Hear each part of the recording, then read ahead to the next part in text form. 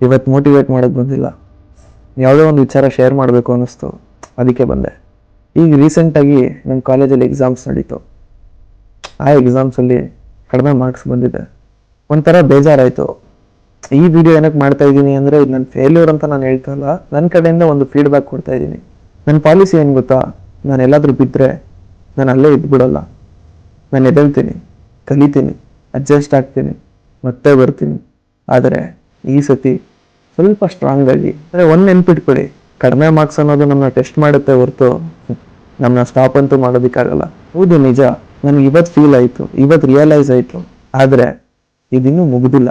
ಈ ಪೈನ್ನ ನಾನು ಯೂಸ್ ಮಾಡ್ಕೋತೀನಿ, ಓದ್ತೀನಿ, ಇನ್ಮೇಲೆ ಇಂಪ್ರೂವ್ ಆಗ್ತೀನಿ.